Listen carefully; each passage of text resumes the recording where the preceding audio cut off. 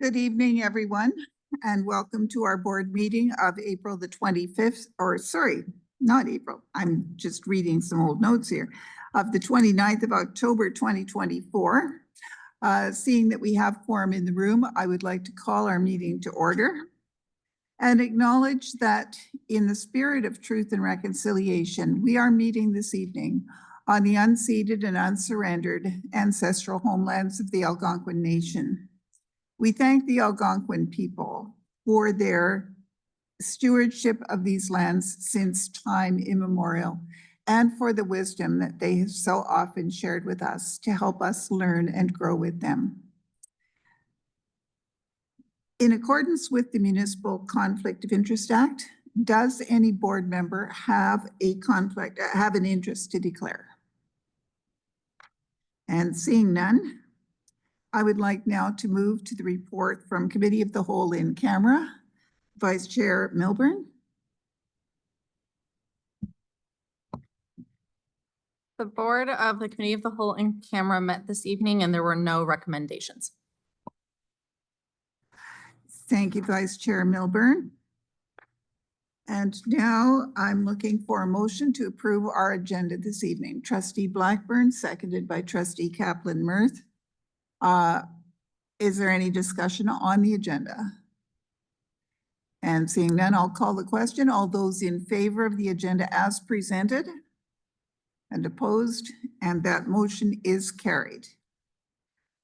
Moving on then, I would like to call on Director Buffoni to declare the election results for Zone 2, Canada North, Canada South. Director? Through you, Madam Chair, good evening, everyone. One of the requirements of our board meeting this evening is that I read the official declaration of election results from the October 15th, 2024 special board meeting. I'm very pleased to announce that Julia Forte was elected as trustee for Zone 2, Canada North, Canada South of the Ottawa-Carleton District School Board for the term of office beginning October 29th, 2024 and ending on November 14th, 2026. I'll go right into the administration. Okay. We are now going to undertake our formal swearing-in ceremony. I will call the trustee forward for the recitation of their declaration of office and the oath of allegiance and the signing thereof. Mike, our multimedia coordinator, will be taking an official signing photo so that the trustee is asked to pose during the signing process for the photo. Once signed, there will be another photo taken with myself as Director of Education, and then we will invite your family to come forward if desired for a photo with you. Family and friends are welcome to come forward to take pictures during the signing ceremony. I would ask that Julia please come forward.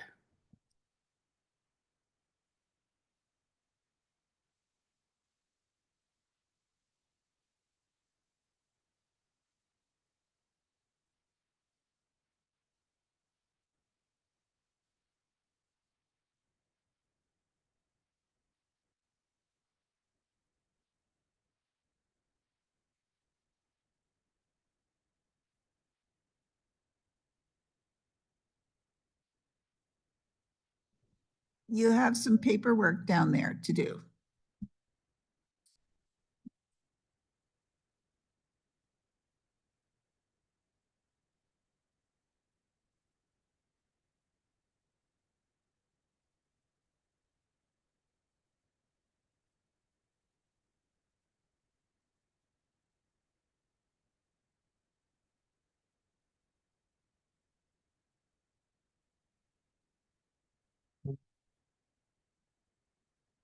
I, Julia Forte, do solemnly declare that I am not disqualified under any act from being a member of the Ottawa-Carleton District School Board. I will truly, faithfully, impartially, and to the best of my ability execute the office of board member, and that I have not received and will not receive any payment or reward or promise thereof for the exercise of any partiality or malversation or other undue execution of the said office, and that I will disclose any pecuniary interest direct or indirect, as required by and in accordance with the Municipal Conflict of Interest Act.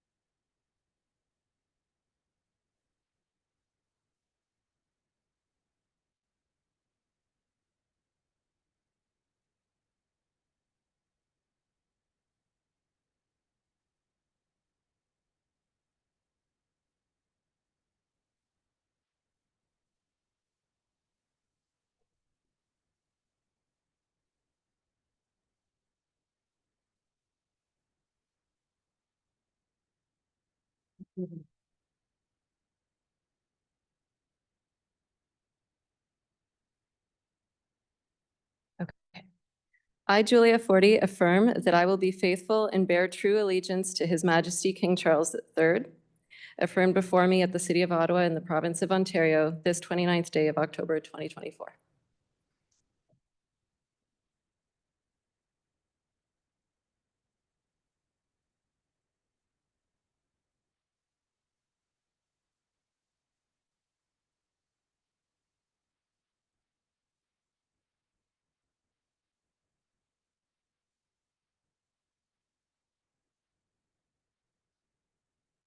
We will now have a 5-minute recess because some people might wish to go and congratulate Trustee Forty in person. And of course, she needs some time to come and assume her seat.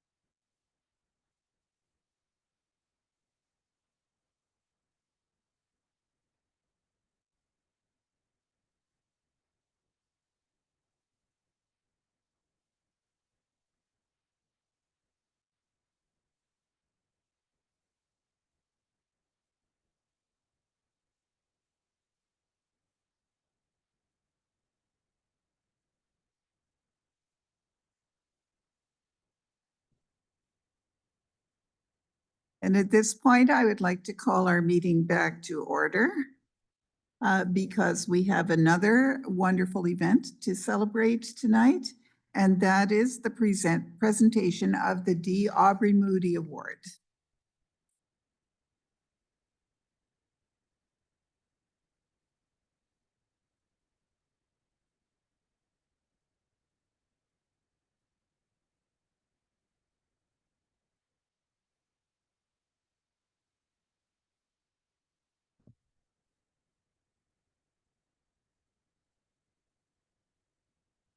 And I would like to welcome Sharif to come over and receive his award.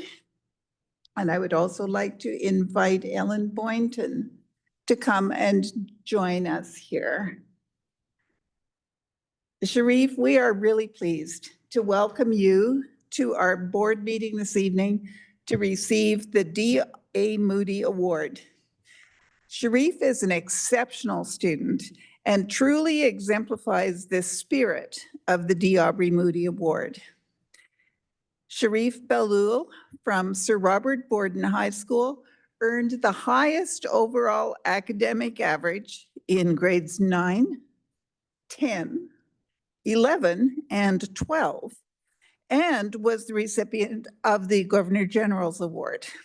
He was also a recipient of the Schulich Leadership Scholarship, which is a prestigious scholarship awarded to only 100 students each year, among many other scholarships. One of Sharif's biggest beliefs is being the change that he wants to see by taking actions that maximize his positive impact on the world. And so I will now call upon Ellen Boynton of the Belts Corners United Church to congratulate Sharif and say a few words. Sharif, it is a pleasure to present you with this scholarship check of $300 on behalf of the late D. Aubrey Moody and his wife Ella. You have worked hard to achieve outstanding results as a graduating student in the Ottawa-Carleton District School Board.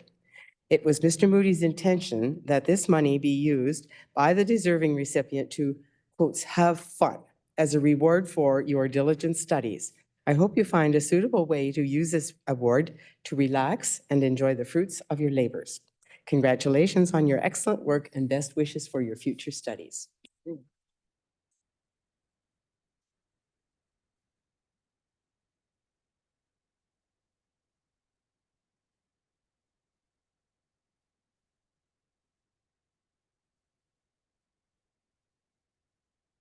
And Sharif, would you like to say a few words? Thank you. Actually, I went to school in the school just next by for 6 years, and before that, in Raya Green for another 2 years. Spent since grade 2 in OCDSB. Excellent education system. Excellent, truly excellent. Yeah, thank you.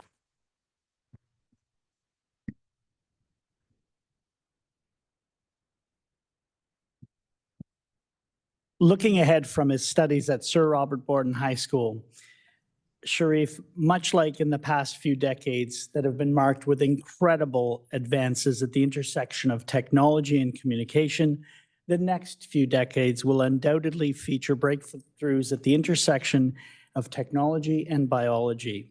As such, I wish you all of the very best as you plan to use your degree at the forefront of these advancements, no doubt, with having such a great positive impact, we remain assured. Sharif is currently pursuing a degree in biomedical science at the University of Ottawa. On behalf of the Ottawa-Carleton District School Board, congratulations on your amazing achievement.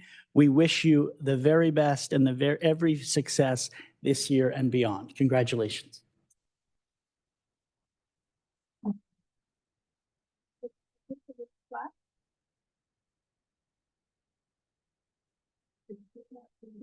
We've got a long list of names on it.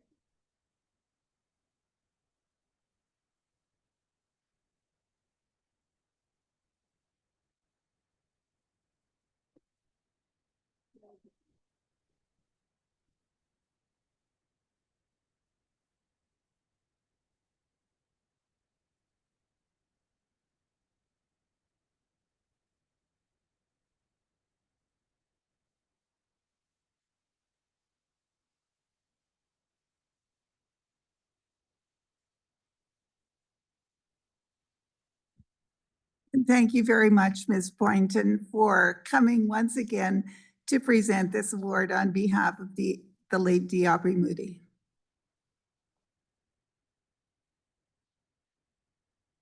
Moving on with our agenda then. We are now at item 9 on the agenda, briefing from the chair of the board. And I just have a few items this evening. First, the OCDSB invites families to join us on November the 13th for a speaker series event where Media Smarts Director Matthew Johnson will share tips on building better tech habits. This session will explore how families can use technology in healthy ways and how to create better habits that empower youth to be in control rather than on their apps and devices. Registration and more details are available on the OCDSB website. Next, I would like to wish a happy Diwali to all those who are celebrating. This 5-day festival is being observed this week. And finally, I'd like to end my notes with a reminder that Friday, the 8th of November, is a PA day for OCDSB elementary schools. There will be no classes for elementary students that day, and the early ON centers will be closed.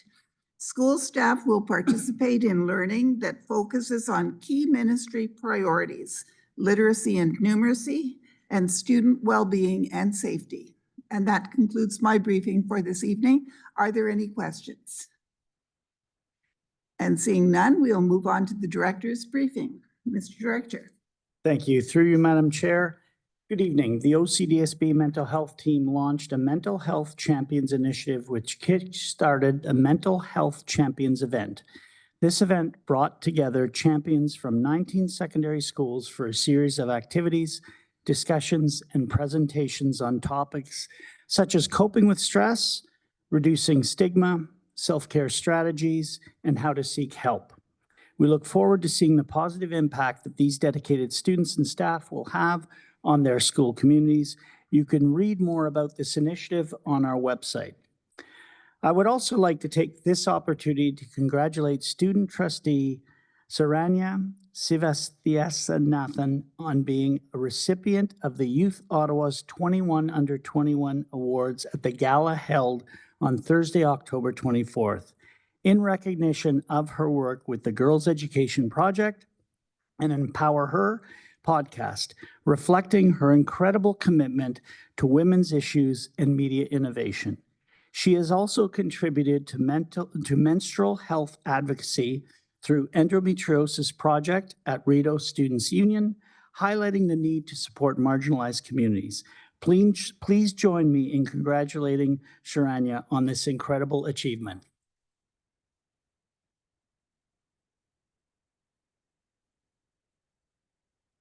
Next, I would like to invite grade 12 students and their families to the Applying to Post-Secondary Virtual Information Session on November 21st. Participants will learn about the process of applying to post-secondary education in Canada with a focus on apprenticeships, colleges, and universities. Please visit our website for details. And finally, I'm happy to share that the OCDSB communications team, led by General Manager Diane Pernari, received 2 awards at the Canadian Association of Communicators in Education's conference this past weekend. These awards celebrate Canada's best education communications. As part of the board's advocacy strategy, several key advocacy areas were identified and prioritized. I'm pleased to announce the team was recognized for the creation of 6 advocacy briefs. The creation of these materials supported trustees with clear messaging and recommendations in their advocacy outreach efforts with key stakeholders. The briefs were sent to the Minister of Education, MPPs, and will be shared with municipal leaders in Ottawa. The second award was presented for the creation of a video showcasing Project True North, an OCDSB experiential learning program centering on student voice by sharing students' discoveries in their own words and highlighting their perspectives about the significance of their work. Congratulations to Diane and the entire team.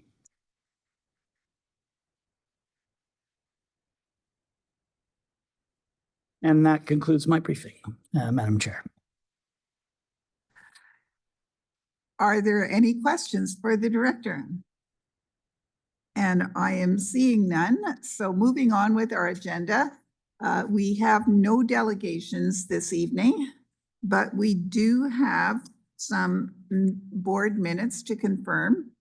Could I have a mover, please, to confirm the board minutes from the 24th of September, 2024, and also the special board meeting that was held on the 15th of October, 2024. Trustee Blackburn, seconded by Trustee Lyra. Are there any errors or omissions in either of these sets of minutes?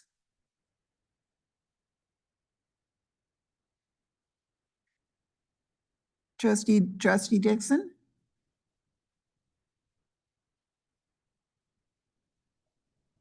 Through you, Chair, my name was omitted on the 24th of September, but I was actually late.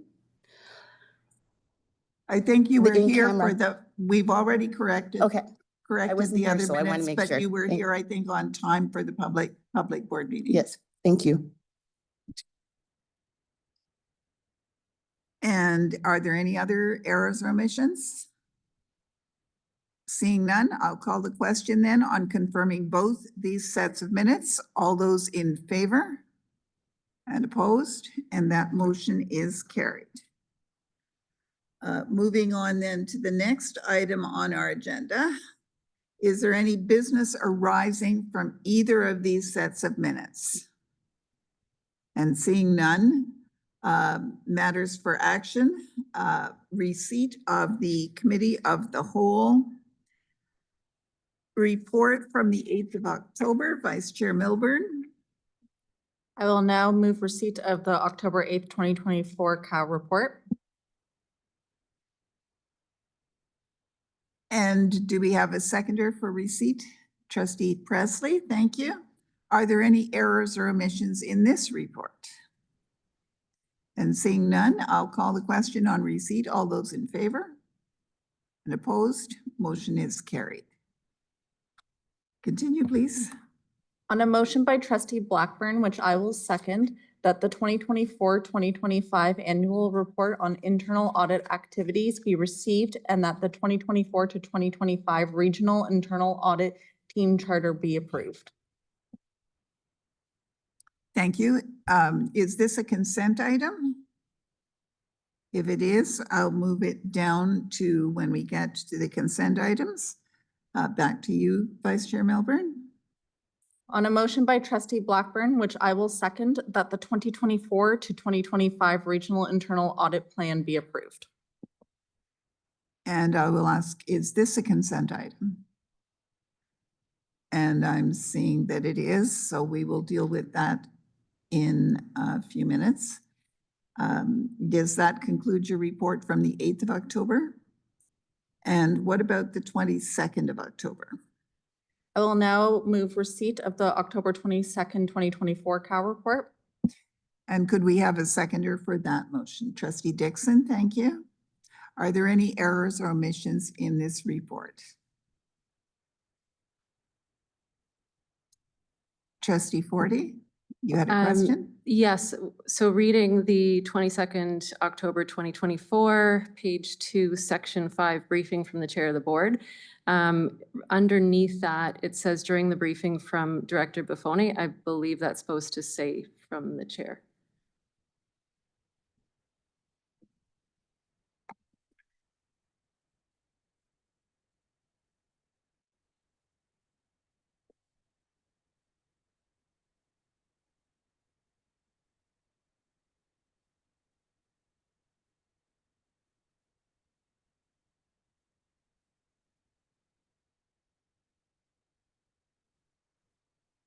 I'm not quite seeing where, Madam, oh, I see, yes.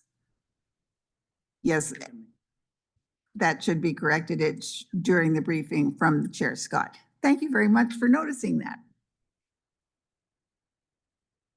So with that corrected, are there any other errors or omissions? And seeing none, I will call the question then on receipt of this report. All those in favor? And opposed, and the motion is carried. back to you. Anything further, Vice Chair Milburn? There were no recommendations rising from the October 22nd, 2024 report. Thank you very much. And since we did have only consent items here, we can take the vote on both of the consent items. That would be the approval of the audit, internal audit activities, and the regional internal audit team charter. And you will see the vote in eScribe.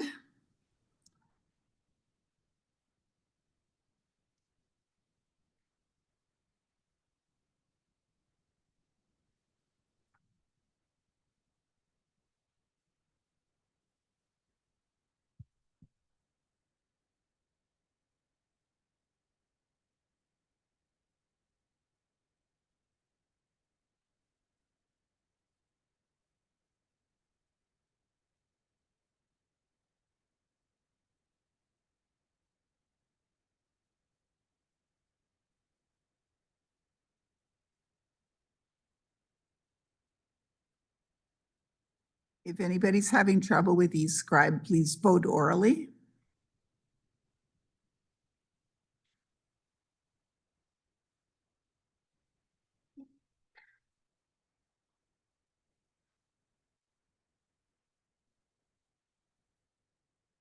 In favor. Thank you very much, Trustee Forty.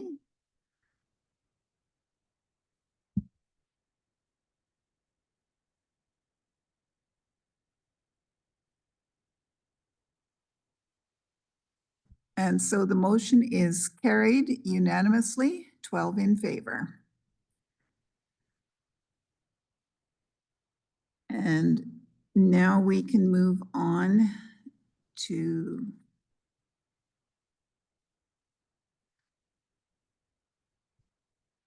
item 14.3, which is report 24-113, the board work plan. And I would like to call on Executive Officer Jesse Mark to present the report, please.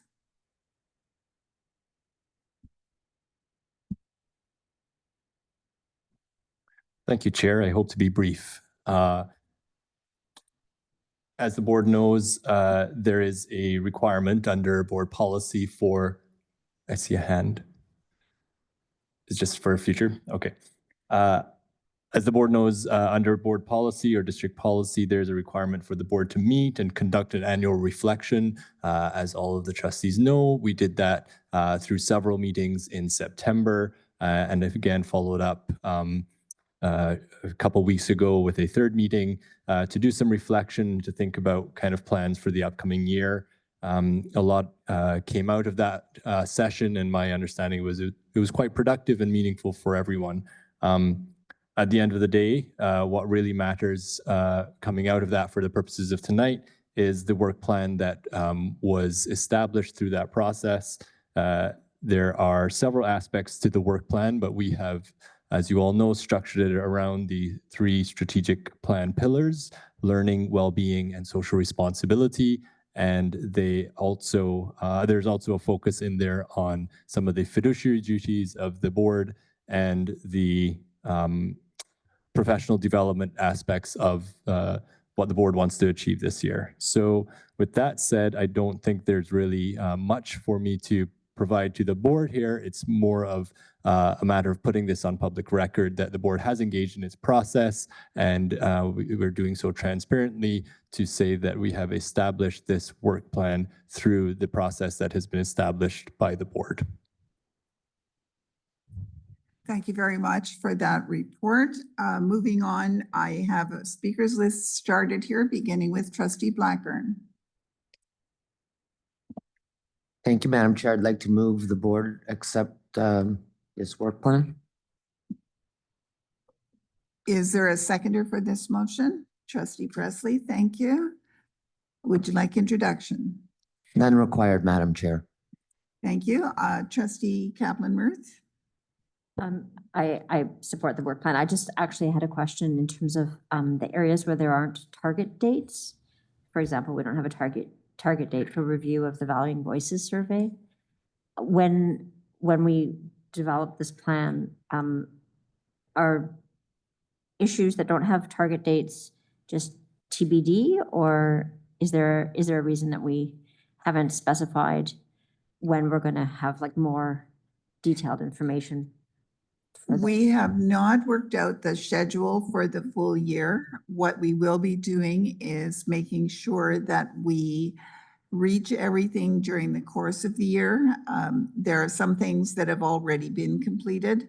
There are going to be a lot more things that still need to be done. Those that do have a date for the most part are ones where there is a statutory requirement to have it done by a time, or the ones where there has already been some indication that these things will be happening at a particular point in the year.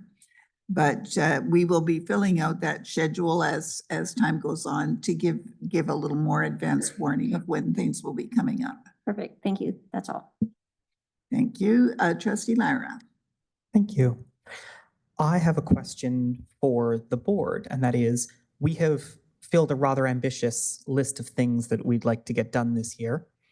If we come to April, May, June, and there are many things on the list that we haven't had time to get to, would the board be generally supportive of holding additional meetings to make sure that we accomplish all the things that we've put into our work plan? Because there's a lot of things in here that I think are important, but I also don't want to try and create a hierarchy or prioritization list right now, but the things that have to come first. And so I'd like to look for a general understanding amongst the other trustees that this is everything we want to get done this year. And if we hit the end of the school year and we haven't finished everything, we will commit to holding extra meetings so that we can finish all of these things. I would be happy to take a straw vote on that. Remembering that we are at board, which means that people are only speaking once under the current rules.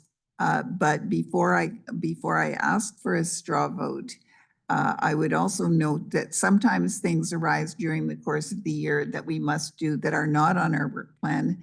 And sometimes things that we thought were very important are no longer important. So this will be a live document through the year. And I will ask Executive Officer Mark if he has further comment on that.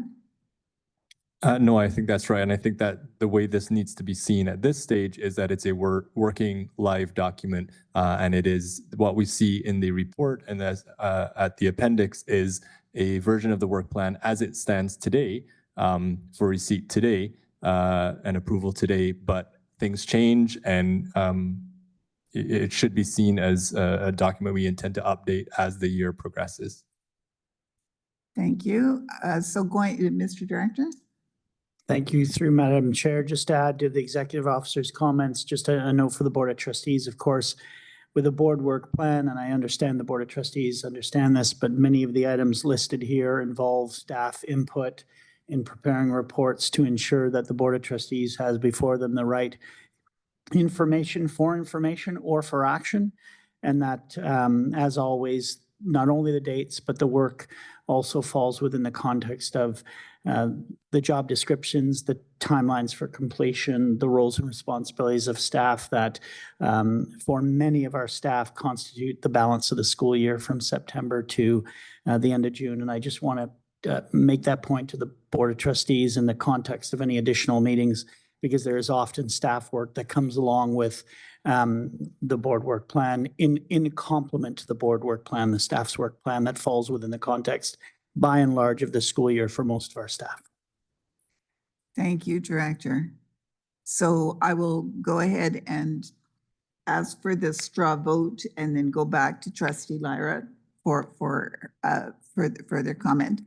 So in terms of the straw vote, would people be willing to consider adding meetings if necessary to complete some of these items?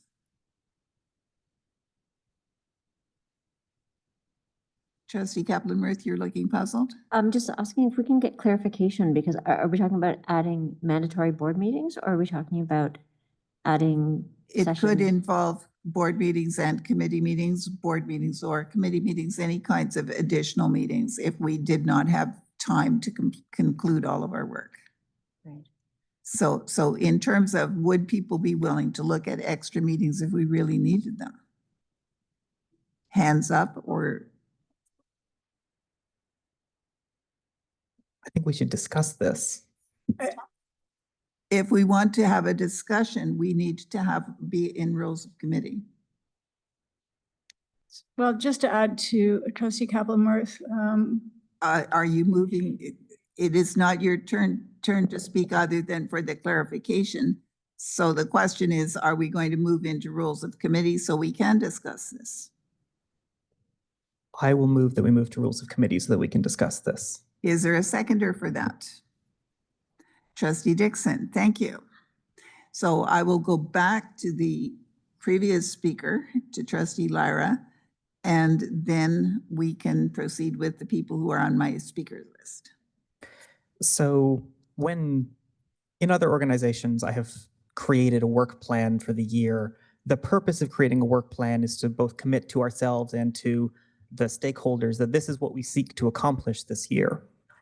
And I do acknowledge what the director has said about there will be things that come up, the things that require us to be nimble or agile and address additional things throughout the school year. But we are creating a work plan so that we are holding both ourselves accountable and so that we are holding the district accountable to the public. So that when we, at the end of the year, can look back and say, in September, October, we had these conversations about what we wanted to accomplish. And then we, in June, did all of these things. Because I don't see a lot of purpose to creating a board work plan if at the end of the year, we only finished half of it. That doesn't feel like a very work plan to me. So for those reasons, I would think that we should hold this document to a little bit of a higher standard and say we are willing to put in the time and the energy and have the discussions we need to have to complete this work because it is our annual commitment. So those are the reasons I think we should hold this document to perhaps a bit of a higher standard. Thank you. And currently I have on my list Trustee Presley, Trustee Dixon, Trustee Kaplan-Murphy, Trustee Jenkins, and Trustee Blackburn. So Trustee Presley. Thank you, Madam Chair, through you. I would be open to hosting additional meetings.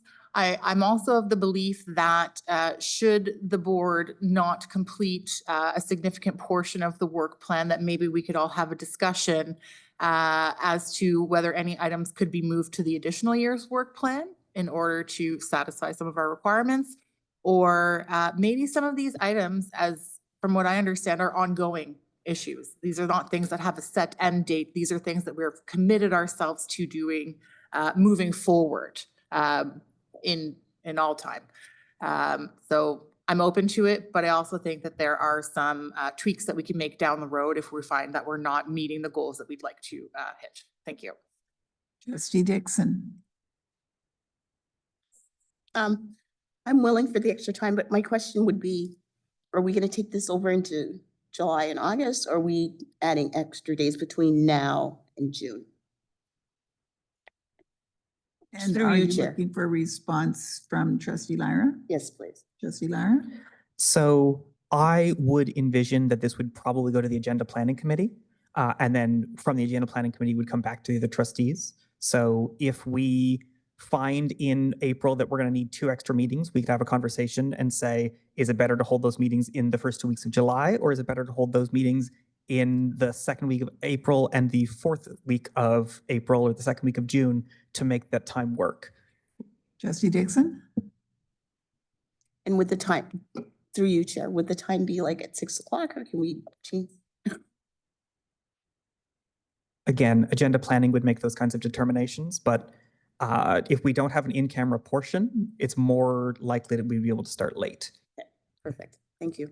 And I would remind trustees that the purpose of the agenda planning is to try to make sure we have the opportunity to complete all of our business as intended. And if that does require an extra meeting can and will be called. So I will move on then to Trustee Kaplan-Murphy. Thank you, through you, Chair.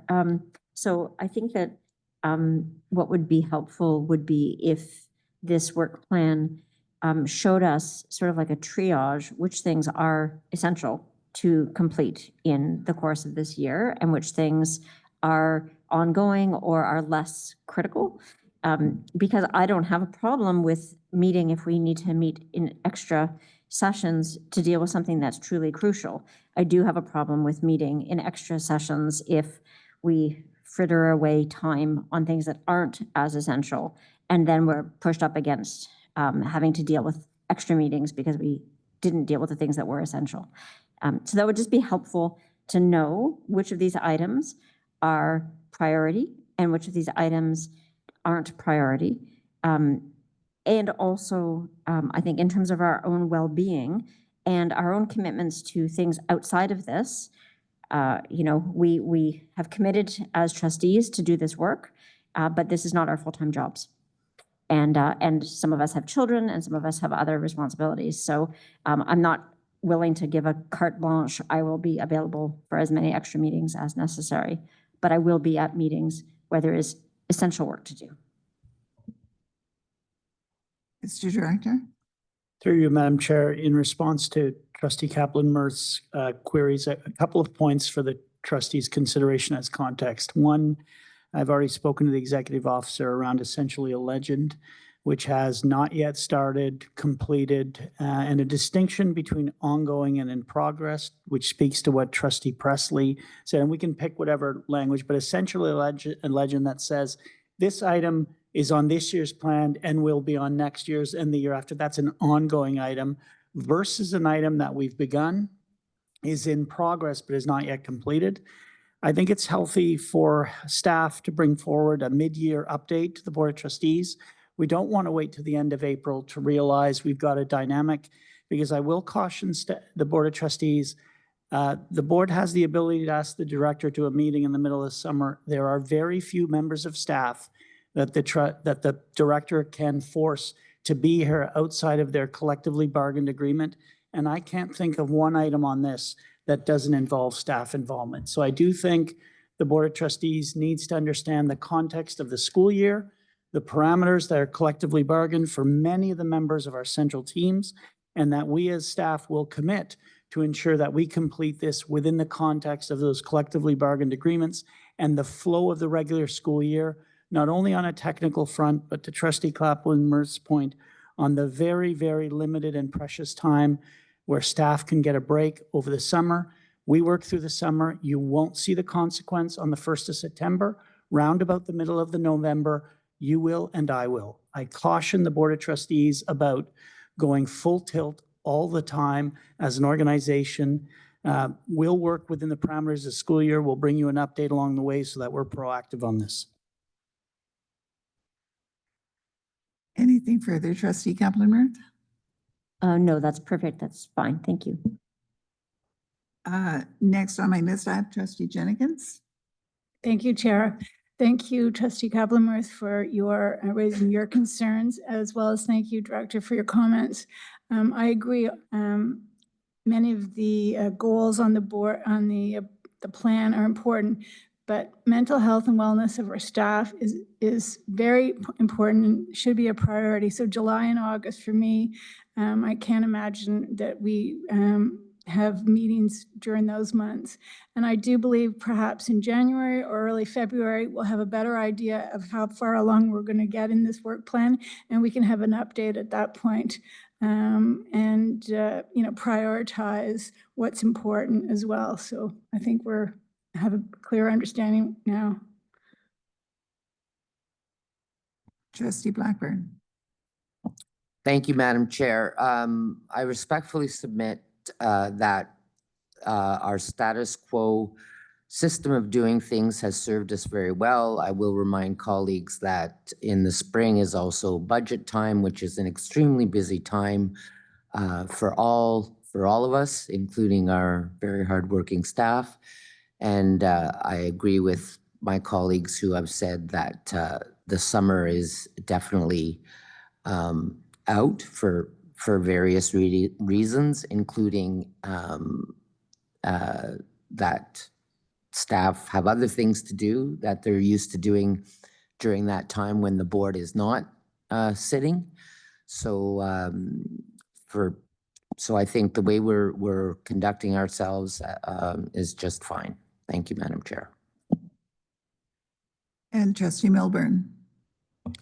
Thank you, Madam Chair. I am encouraged, and I think we'll have a better idea halfway through the year if we get a progress report. I also am feeling confident that we will make it through. I just want to clarify that if we call an additional meeting that is not currently on the board calendar, as of right now, it would be declared a special board meeting, and therefore the electronic regulations rules would be considered very different. Can I have confirmation from staff, please, on that, or the chair, whoever wants to comment, to be honest?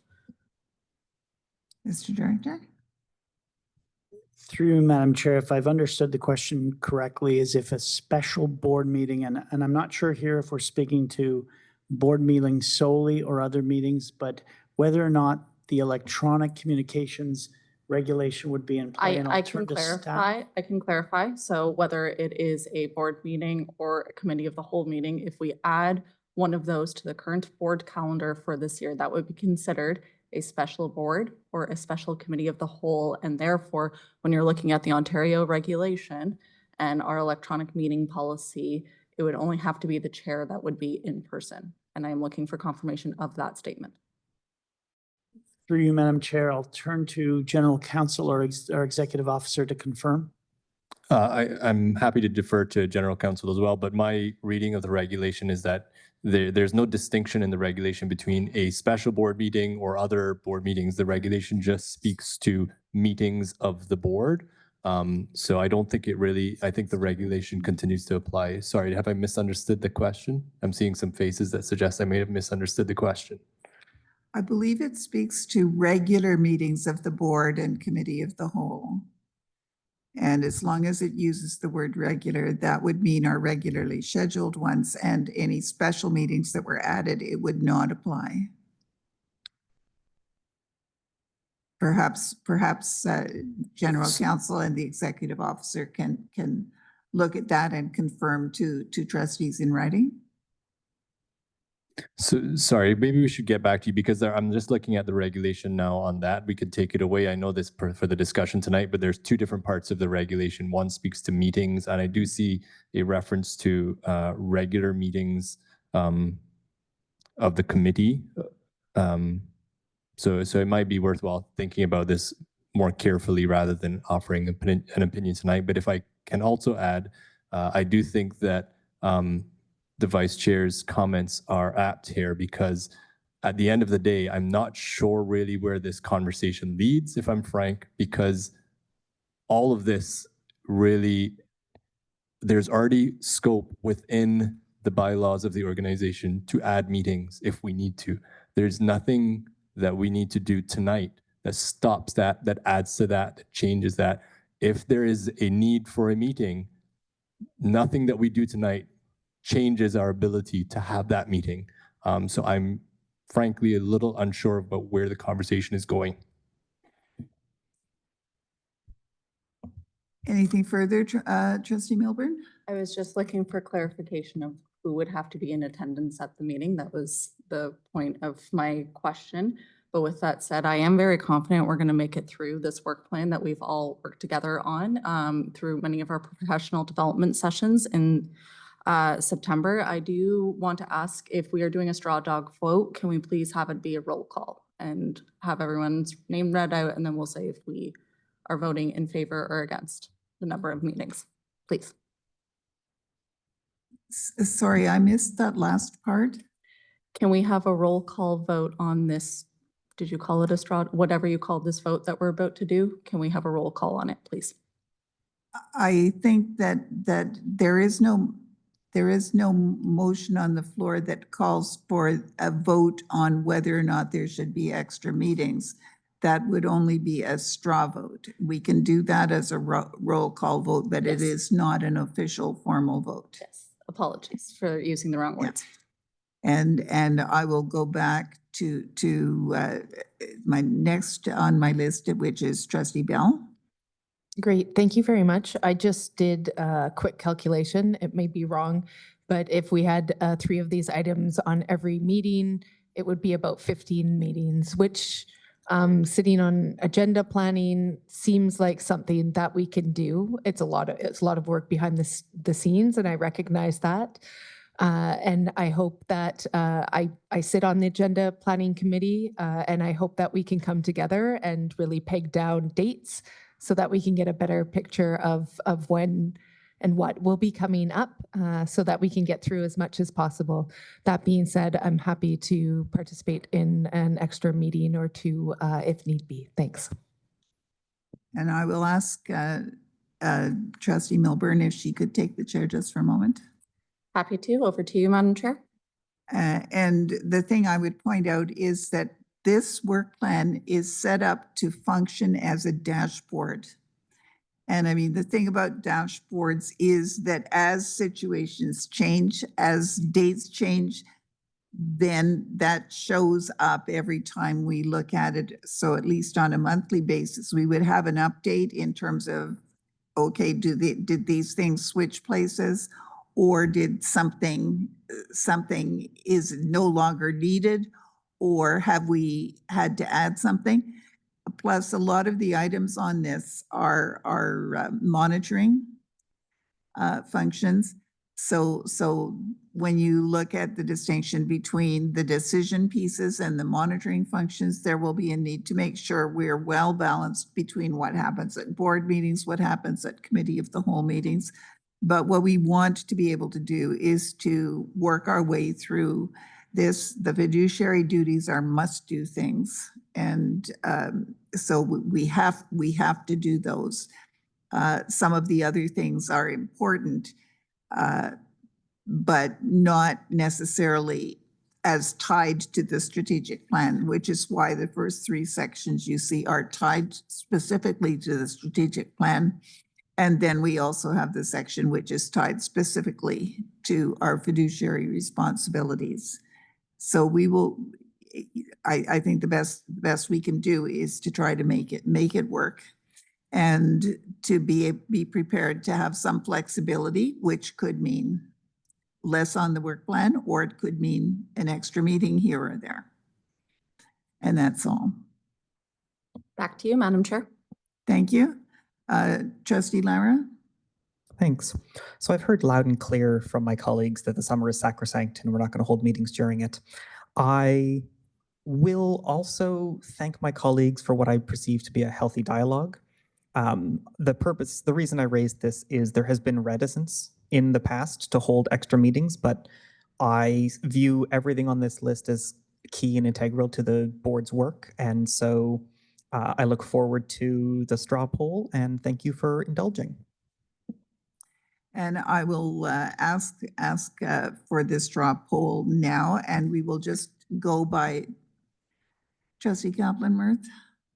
Sorry, through you, Chair. I'm just wondering, as per Executive Officer Jesse Mark's comments, why are we doing a straw poll if we already have bylaws that require us to consider extra meetings? I'm just wondering, what is the purpose here? We can't actually vote against it because we have bylaws that say that we must do it if it is necessary. And we've already expressed our, concerns about not going into the summer and so on, and we've all agreed upon that. So I'm just wondering, why are we still considering a straw poll? What is there to vote on? And on that, I will ask the person who requested a straw poll for a response to that. Trustee Lara. So the purpose of this is to give direction to the Agenda Planning Committee.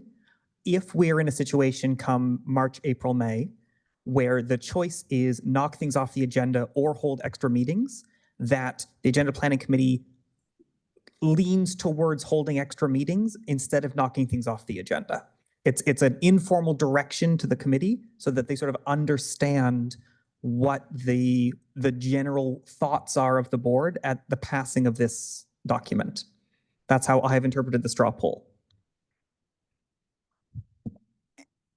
And I would say that trustees may choose to participate or not participate in the straw poll, because because I think that given that our bylaws already permit us to do that, and given that agenda planning is responsible to the board overall for making the work plan work, I'm not sure that actually doing a straw poll is even the right thing to do here, because we've already heard from most people sitting around the table what their views are. Yes, if there's extra work to be done, we'd do it. If necessary, we can have special meetings. And we recognize there's a recognition that the situations can change through the year. So with that, are people prepared to work with the work plan and do our darndest to get it through? All those who are, please raise your hand. And anybody who's not. So basically there, I think that does function as your straw poll for the purpose, Trustee Lyra. Is there anything else that we want to discuss in committee? And I'm seeing none, so I'm looking for somebody to move to return to rules of board. Trustee Lyra. And since I think we still need a seconder for that, Trustee Milburn, thank you. All those in favor of returning to rules of board? And opposed? So we're back in rules of board, and do we have any further speakers on the item to approve the board work plan? And I'm seeing none, so back to you, Trustee Blackburn, for wrap up. None required, Madam Chair. In that case, this is a recorded vote, and I will, you should be able to find it in your e-scribe. And if you can't find it in your e-scribe, we will accept a voice vote.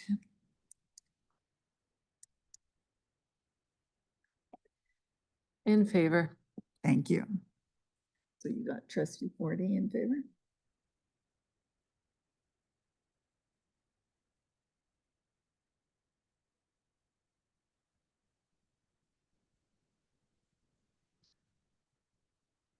And the motion is carried unanimously.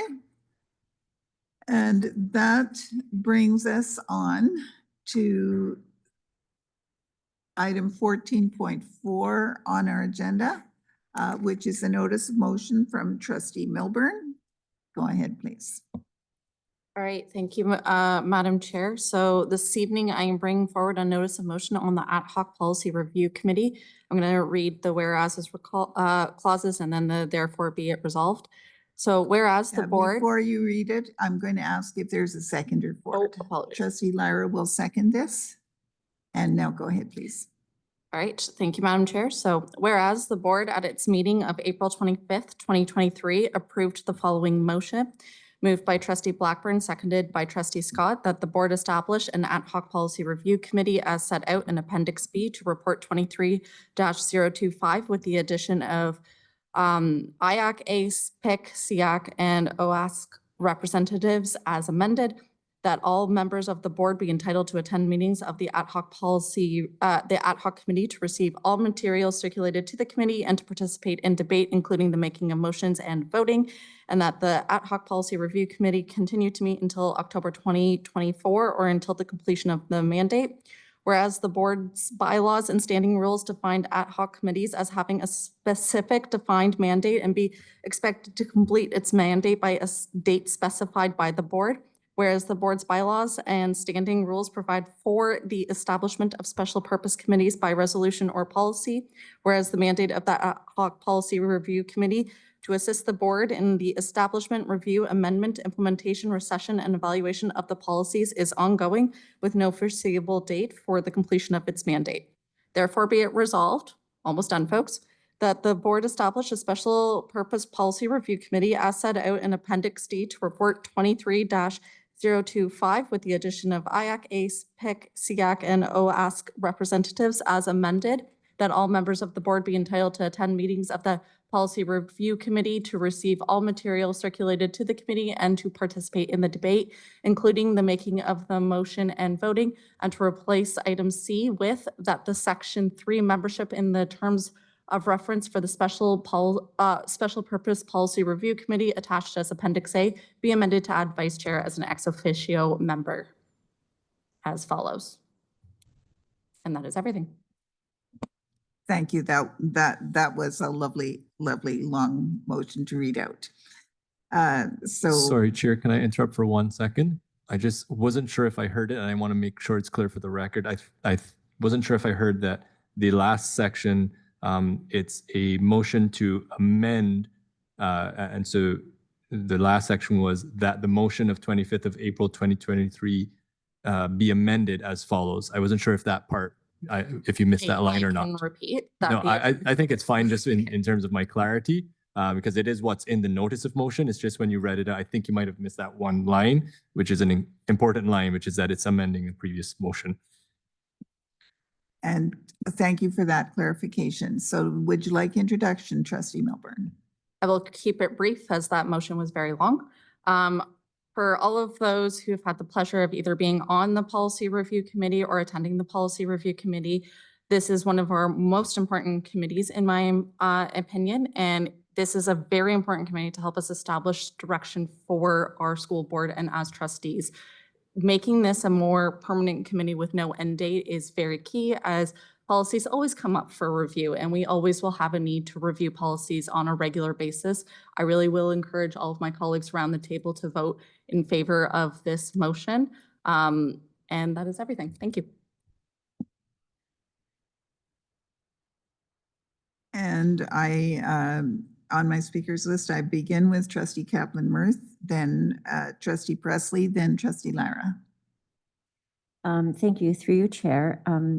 I have a few questions about this. My first question is whether we could, because I think we're being asked to approve 3 different things in this motion. We're being asked, if I'm correct, we're being asked to approve that this is an ongoing committee.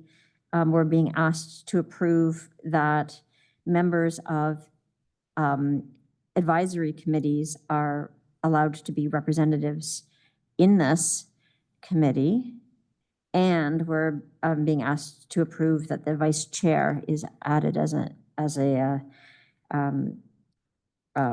ex officio member. Am I correct that there are 3 things being asked? Not quite. Okay, if you could clarify that, and then I'll ask my next question. So the items that are in bold are things that are different from what was in the original motion. So in sections A and B, section A, you will see that the committee's name has changed. In this, in section A, you'll see that the committee name has been changed so that it's a special purpose policy review committee. In the section B, that is reflected by removing the words ad hoc that were there previously, but there is nothing that changes in sections A and B. The existing membership of the committee with the non-voting representatives from all of the advisory committees, that would remain exactly the same as was approved when we approved this previously. The only change to the membership is in section C, which would then have, instead of having the chair ex officio plus 4 trustees, it would have the chair and vice chair ex officio plus 3 trustees to make up a total of 5 members. And can you explain, or can anybody explain what the reasoning is to have the chair and vice chair and 3 trustees rather than having the chair and 4 trustees? And that would go back to the mover for an answer. Sure. So policy, as I mentioned, is heavily discussed as well of what is coming down at agenda planning, both of which agenda planning has the ex officio of the chair and vice chair. And I believe regardless of who holds the vice chair seat, it is important for both the chair and vice chair who have preview into different meetings and know what's coming down in policy to both be able to vote and be a member of the policy committee. It is in practice with the rest of our committees. And I want to emphasize, regardless of who is sitting in the vice chair. Trustee Kaplan-Murth. So I understand that and I appreciate that. But as it stands, any trustee, I just want to clarify, any trustee can be present at a policy meeting. Any trustee can vote at a policy meeting. So I guess maybe this is just a technicality, but what difference does it make if the vice chair is named as ex officio or not? The vice chair could always be there just the same as any other trustee. I'm wondering who the best person to explain that is. If all trustees are able to attend and vote, why would you necessarily increase the number of people ex officio? Mr. Director? Through you, Madam Chair, I'm just trying to think through some aspects. I'll turn it over to the executive officer to sort through the rationale.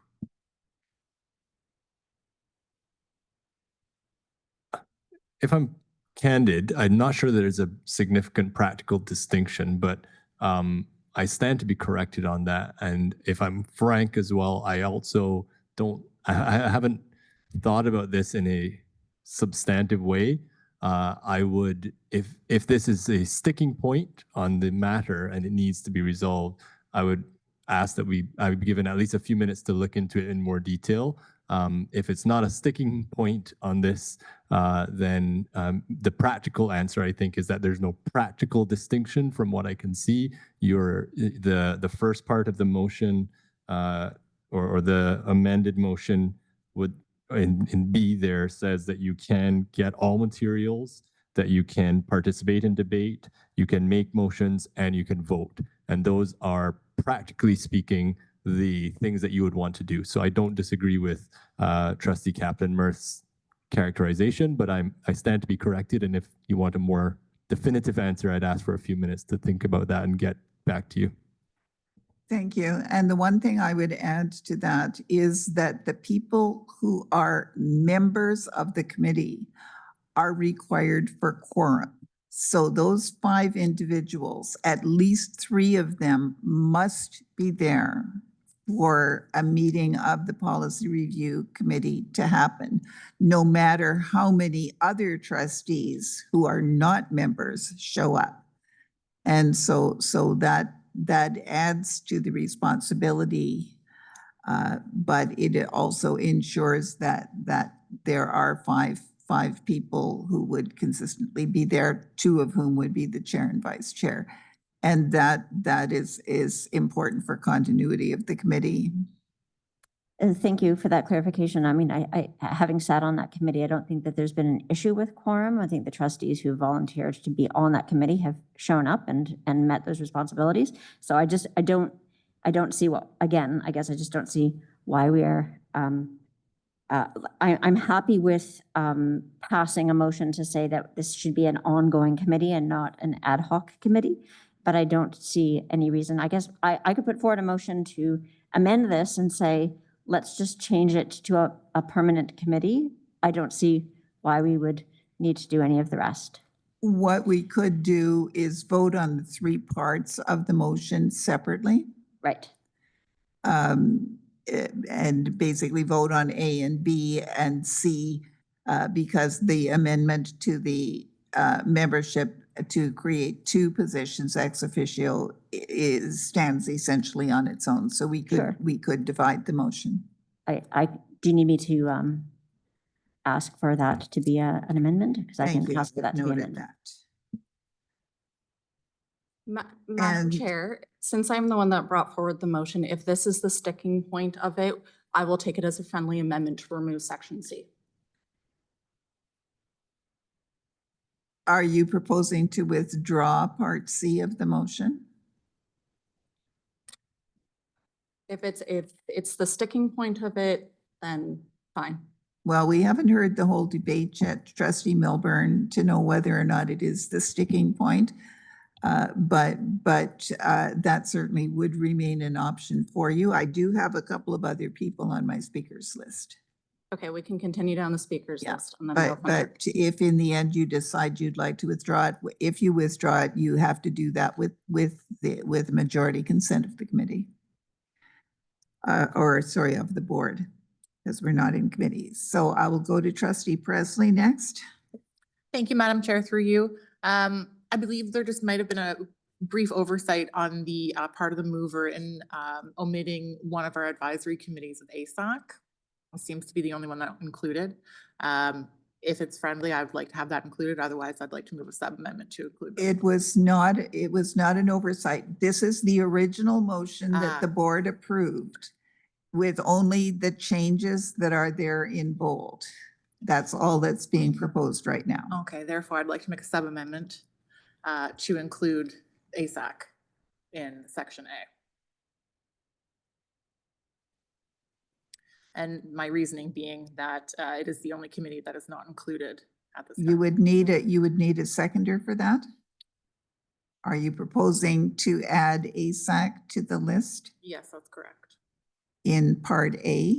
And we need a seconder. Is there a seconder for that motion? Trustee Dixon will second that. Is this a friendly amendment? Thank you. And it is not. So we will go to debate on this amendment. What? Trustee Presley, are you going to introduce the why of it? Sure. If my colleagues will indulge me, I am of the understanding that this is the only advisory committee, one of the only advisory committees that is not named in section A, and I would love to see them included so they have an opportunity to voice their opinions. Thank you. Trustee Lyra, you're next on my list. I see a number of committees that are not included. I see the Arts Committee is not included. I see the Environmental Steering Committee is not included. I see the Active Transportation Committee is not included. So I was quite happy with the list that we had. I was actually going to propose knocking off OCASC, but I didn't think it worth having that discussion. I don't see adding more people as getting the kinds of robust debate that we would like. The larger a meeting becomes, the more formal the procedures become. A meeting with 5 to 9 people looks very different than a meeting with 20. And if we're going to start adding committees, every committee is going to put up their hand and say, me too. And I'm a little bit reticent to start adding everybody to a committee that deals with all of our policies. I think if we were discussing something pertaining to the alternative committee, to the alternative school program, we would be well within our rights to bring somebody from OCASC to that policy meeting. IAC, ACE, PIC, and SEAC sort of have broad-reaching mandates that intersect with almost all, if not all, of our policies. And so their input is of great value when we're discussing many of our policies. I don't know if the same would be true for any of the other committees that I just listed that don't currently have seats. So my inclination is to vote down this change. I'd love to hear what other people have to say. Trustee Blackburn. I agree with everything Trustee Lyra just said. Any further speakers to the amendment? I'm going back to Trustee Presley for wrap up on the amendment. I'm happy, thank you, Madam Chair, through you. I'm happy to withdraw the sub-amendment considering the responses that I've received from committee members. Well, you can withdraw it with the consent of the committee, but since we're at the end of the debate, all right, we can vote on it if you like. Right. No wrap up required. Thank you, Madam Chair. So with that, I will call the question then on the amendment to add ASAC to the list. All those in favor? And opposed? And that motion fails. Thank you, Trustee Presley. Was that everything on the main motion? Yes, Madam Chair, thank you. And Trustee Lyra, I had you next on my list. I had put my hand up to say that quorum was the substantial difference between the inclusion of the vice chair or not. I do think we want to consider how many people we're putting on each of our committees, given the rates of trustee burnout and the number of committees that we have. And if the vice chair is planning to attend every one of the meetings, regardless of whether or not they're a member of the committee, I think it just makes sense to make them a member of the committee who counts to quorum. So I'm going to be supporting both A and B as well as Part C in this motion. Thank you. And Trustee Blackburn. I agree with everything Trustee Lyra just said. And any other speakers on the motion? And seeing none, back to you for wrap up, Trustee Milburn. And at this point, if you would still like to withdraw that one part of the motion, you can, but you don't have to. I will not be withdrawing given Trustee Lara's comments and Trustee Blackburn's agreement. Thank you. And so that is your wrap up. We will be calling the question on the motion in three sections. Are we set up to do that?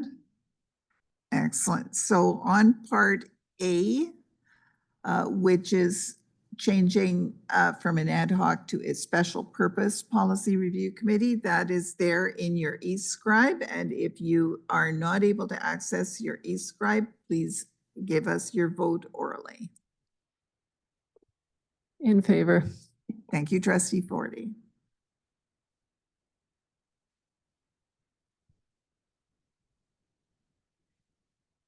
And is the first part carried?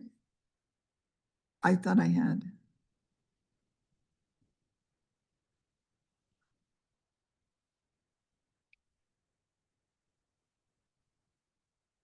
And the first part is carried unanimously. On part B of the motion,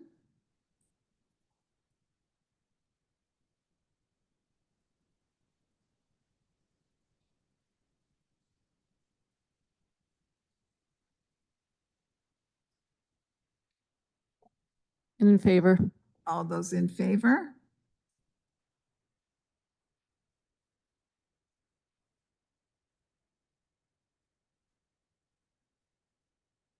And that is also carried unanimously. And on part C of the motion,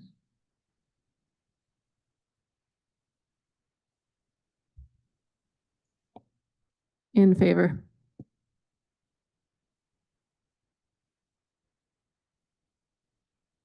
and it's not displaying on my e-scribe.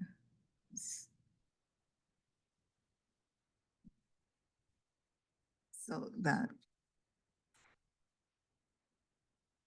And on that one, I will vote in favor.